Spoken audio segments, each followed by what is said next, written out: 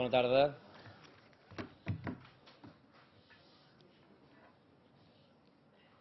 Compareixo en nom del grup parlamentari del Partit Popular de Catalunya per comentar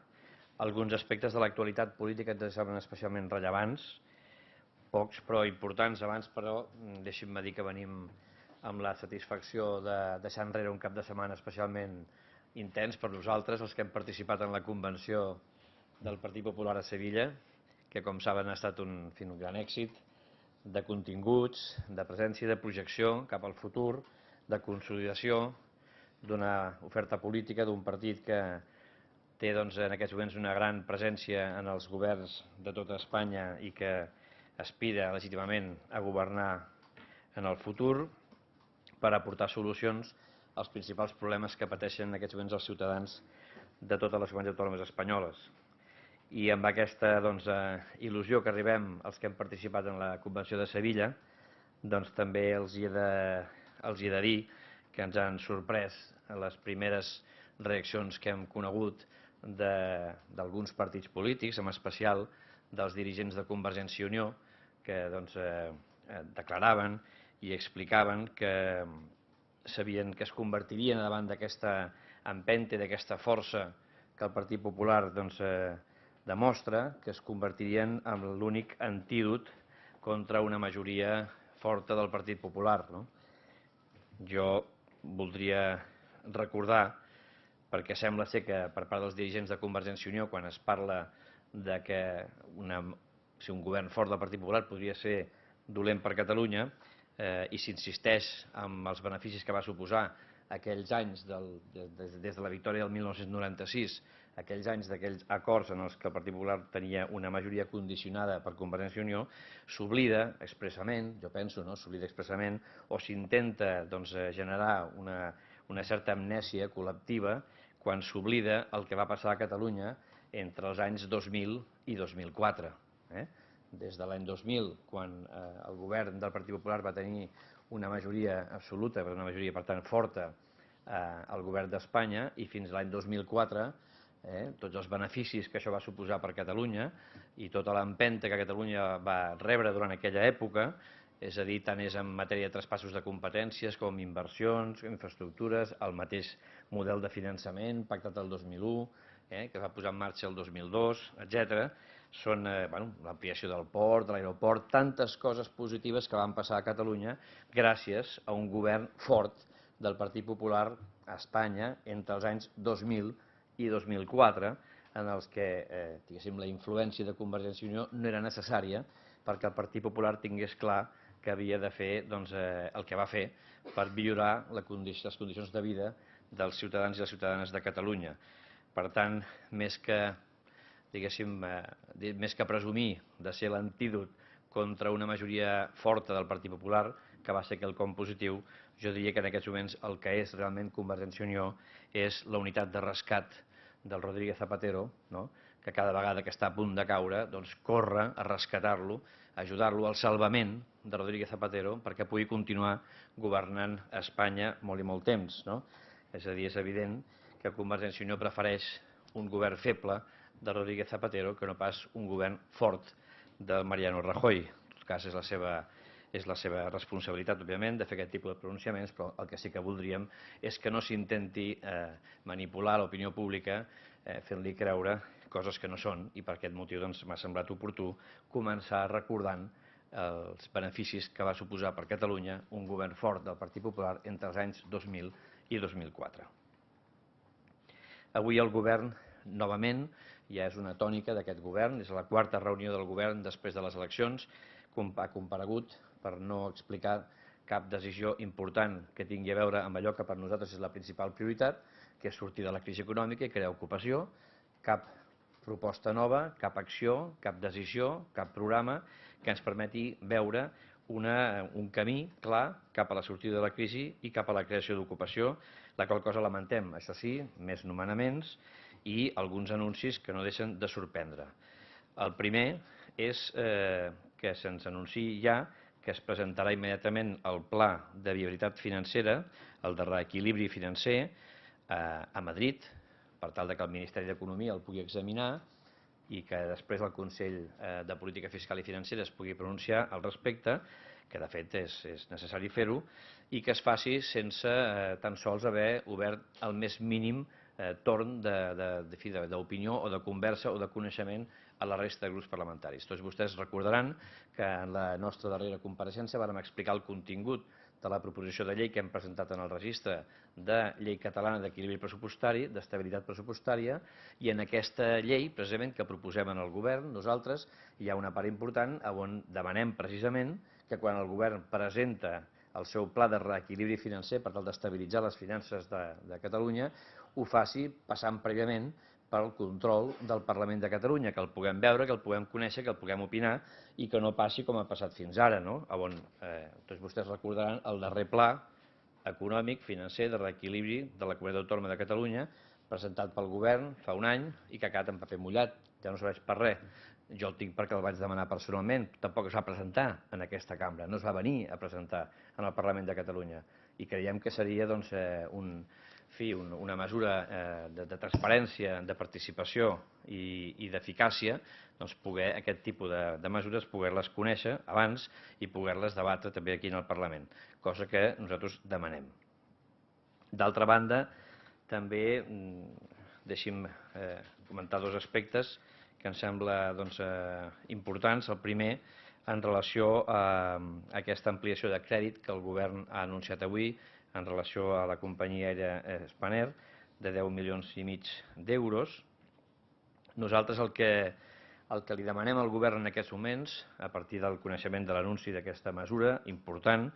estem parlant de diners que gestiona l'Institut Català de Finances, que surten dels impostos de tots els catalans i que evidentment s'han de fer amb operacions que tinguin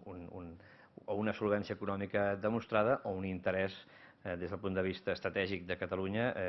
clar. Nosaltres esperem i desitgem i demanem al govern que la nova etapa es caracteritzi per un exercici de transparència que no vam tenir en l'etapa del govern tripartit pel que fa precisament a la situació econòmica i financera d'Spanair, als seus plans de desenvolupament, a la seva viabilitat futura i el per què en determinats moments es fan aquest tipus d'injeccions econòmiques, quina solvència tenen i quins resultats, quin balanç es fa dels primers exercicis de la companyia i de com això es va solucionant o es va superant en el futur. Demanem, per tant, un exercici de transparència. Creiem que és el nostre dret com a grups parlamentaris i representants del poble de Catalunya conèixer quina és la situació d'aquesta companyia amb una participació pública tan important que en el cas de la Generalitat està per sobre del 26% i que en el que significa aportacions de caràcter públic es situa pràcticament per sobre del 40%. Per tant, no estem parlant d'una empresa pública, estem parlant d'una empresa privada, però quina participació o quina part de capital públic és molt notòria, molt important i ens sembla que hauria d'haver-hi una informació molt més clara, molt més transparent en relació, repeteixo, a la seva situació econòmica, patrimonial i financera actual i quins plans de viabilitat de futur hi ha, quin rendiment se n'espera i, per tant, quin retorn, quina capacitat de retorn d'aquests fons públics en podem esperar. I, per acabar, en relació a la situació de Rodalies, dues coses. Aquest conflicte que afecta en aquests moments a tantíssimes persones, més de 90.000 persones afectades, certament ens sembla necessari que el govern de la Generalitat, en l'exercici de les seves competències en matèria de relacions laborals, ens seria necessari que intervingui, que faci de mediador, que faci les seves funcions entre les parts, ja hauria d'haver-ho fet, que ho faci quan un sigui que ho farà ens sembla oportú i que ho faci amb la major diligència possible. Però al mateix temps també penso que és un bon moment per posar de relleu una mica la comèdia que es va fer en el seu moment a l'hora d'explicar amb bombo i plateret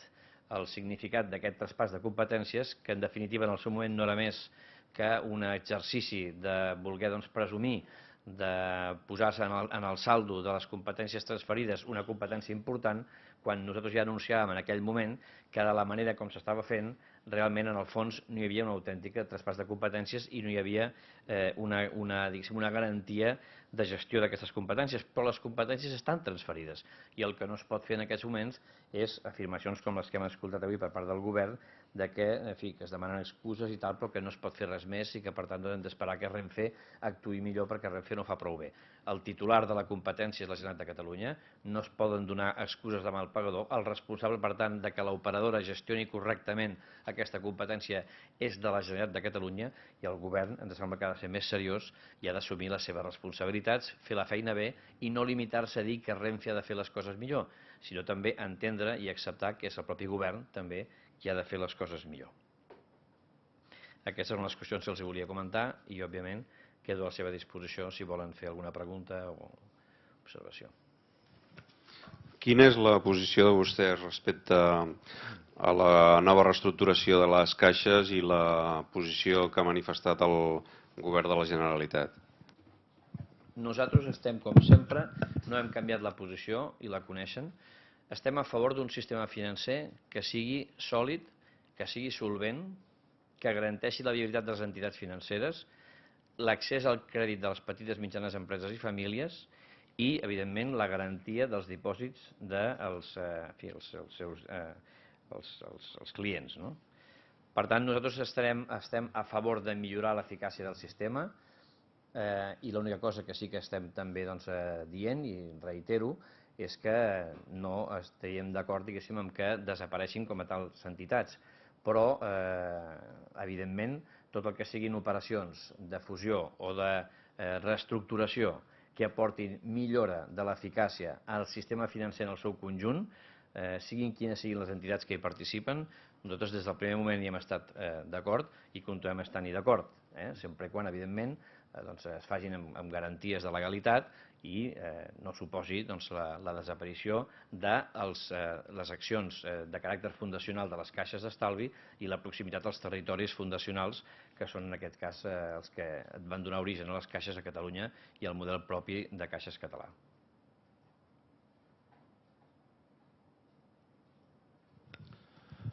No, li demanava també de la posició que ha manifestat el govern català avui respecte a les mesures de la ministra Salgado. Bé, nosaltres, repeteixo, mantenim aquesta posició que li acabo d'explicar. No entro a valorar en aquests moments cap altra qüestió i el que fem és garantir, o sigui, expressar la nostra voluntat de que es garanteixi l'eficàcia del sistema financer. Per tant, no entro a fer cap més valoració al respecte.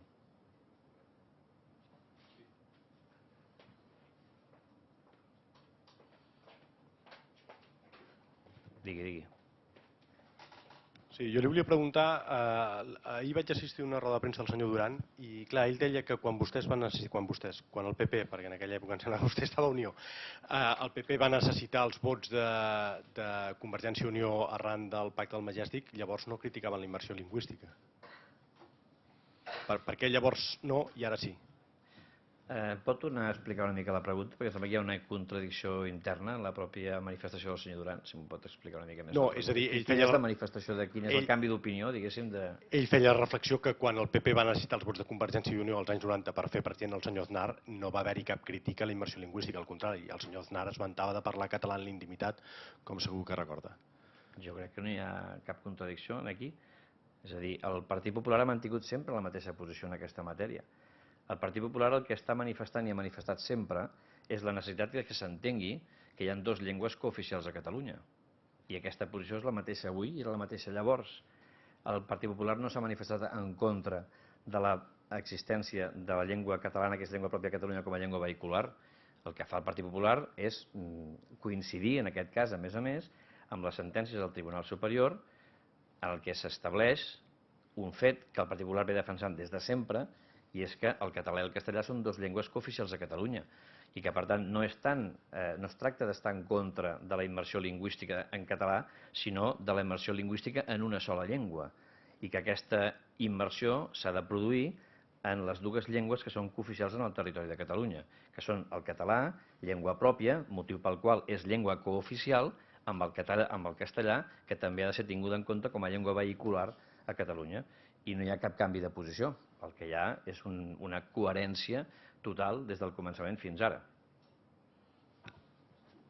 Senyor Millo, vostè per això el Partit Popular sempre s'ha vantat de no canviar res que allò funcioni. I a la vista dels resultats de la immersió lingüística, resultats escolars dels nanos a Catalunya, resulta que els seus nivells de castellà són superiors als de la resta de l'Estat. Per tant, per què consideren que aquest sistema exclou i no és positiu per l'escolarització de Catalunya? Bé, em sembla que està molt clarament explicat en les pròpies sentències amb les quals coincidim. És a dir, aquí hi ha un doble objectiu i el que es vol és garantir el doble objectiu. Hi ha un objectiu que és que els alumnes acabin la seva formació amb el domini de les dues llengües cooficials, el català i el castellà. D'altra banda, hi ha un segon objectiu, que és garantir els drets que tenen els ciutadans a Catalunya de poder utilitzar les dues llengües amb igualtat de condicions. I d'aquí que es demani l'aplicació de les sentències que donen raó precisament el posicionament que ha tingut el Partit Popular en aquesta matèria. És a dir, en primer lloc, màxim respecte a la utilització del català com a llengua vehicular a l'escola, però necessitat que es tingui també en l'escola el castellà, llengua cooficial a Catalunya, com a llengua vehicular. Per tant, és una manera de respondre al doble objectiu, l'aprenentatge de les dues llengües cooficials amb igualtat de condicions i el respecte als drets que tenen tots els ciutadans de Catalunya, siguin catalanoparlants o siguin castellanoparlants, en poder rebre l'educació amb les dues llengües, que són, repeteixo, cooficials a Catalunya.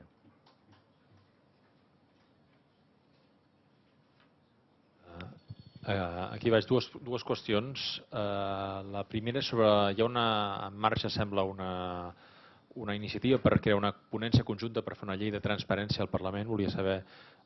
si s'han posat en contacte amb vostès, em sap que és el grup d'Esquerra, o almenys un dels que la promovia, si tenen intenció d'afegir-s'hi, i després quina valoració en fan de que el govern hagi dit en boca de la seva vicepresidenta que no pensen aplicar, no pensen desplegar la llei de vegueries, a la qual, si no recordo malament, vostès van votar en contra. Sí. En relació a la primera, efectivament, home, la primera apreciació, diguéssim, doncs no deixa de sorprendre que qui ara comença la legislatura exigint amb presses i d'avui per demà que signem tots una ponència conjunta per fer una llei de transparència, siguin aquells que durant 7 anys no han tingut cap interès en avançar d'una manera notòria en l'àmbit de la transparència, oi? Això no deixa de sorprendre, és a dir, que l'endemà de perdre el govern, la primera preocupació de qui ha estat governant durant 7 anys, no caracteritzant-se especialment per l'excessiva transparència, la primera iniciativa que presentin és aquesta. Dit això, nosaltres ens hem posicionat sempre a favor de la millora de la transparència i per tant ja els hi hem comunicat a Esquerra Republicana que estem absolutament disposats a entrar en aquest debat. Altra cosa és si el contingut concret de la llei que ells plantegen és el mateix contingut que nosaltres plantejarem o si fins i tot nosaltres podríem anar encara més lluny del que ells puguin plantejar. En tot cas, la iniciativa no és una iniciativa tancada, suposo que vostès han vist el document, no hi ha un document articulat, no hi ha una proposta de llei articulada, hi ha una iniciativa de que conjuntament, per tant no a través d'un sol grup parlamentari que proposa un text, sinó que entre tots els grups parlamentaris s'estableixi una ponència conjunta on cada grup aporti a la ponència la seva proposta de document i a partir d'aquí es treballi sobre un projecte, una proposició de llei de transparència. Nosaltres, òbviament, estem en aquesta línia, ho hem defensat, ho hem estat defensant en el nostre programa electoral i, per tant, la presència del Partit Popular de Catalunya, si és que hi ha el consens de tota la resta de grups, òbviament que hi serà. I en segon lloc, com vostè es pot imaginar, nosaltres hem valorat satisfactòriament el fet que el govern hagi dit que queda aparcada la llei de vegueries, amb la qual, com vostès saben, doncs no hi estàvem gens d'acord, tot i que tinc els meus dubtes de que els motius pels quals el govern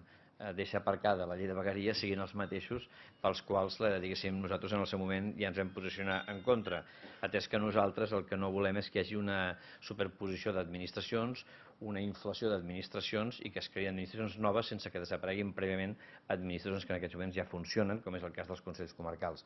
I em temo molt que el govern aparqui temporalment la llei de vegueries, no perquè no la vulgui fer, sinó perquè tal com la va fer el tripartit no és del seu agrat i per tant em temo molt que ens estiguin preparant una sorpresa per presentar-ne una altra ben aviat. En tot cas la nostra posició és aquesta, hi ha un excés d'administracions, això no garanteix l'eficàcia en absolut del funcionament de la pròpia administració catalana, i el que nosaltres plantegem és una reducció, una eliminació d'administracions que se sobreposen, se solapen, i en cap cas estarem d'acord amb la creació d'administracions noves, sinó ja primer l'eliminació de les que en aquests moments ja existeixen. Sí, jo li volia preguntar si consideren des del Partit Popular que és urgent que s'ha de nomenar el nou director de l'Oficina Antifrau. Evidentment que l'oficina antifrau és necessària, evidentment que nosaltres entenem que el Parlament de Catalunya, doncs, amb el menor termini de temps possible, ha de procedir al nomenament del responsable. Òbviament és un fet que s'ha produït de manera sobtada i és molt recent, i per tant doncs, també s'ha d'entendre que hi ha d'haver-hi doncs, el temps necessari, però aquest temps al nostre entendre ha de ser el mínim imprescindible, i a més doncs, volem evidentment que aquest fet no endarrereixi cap dels treballs en curs que l'oficina té en aquests moments encomanada i els que puguin sorgir a partir d'aquest moment. Per tant, resposta evidentment que sí, i quan abans millor.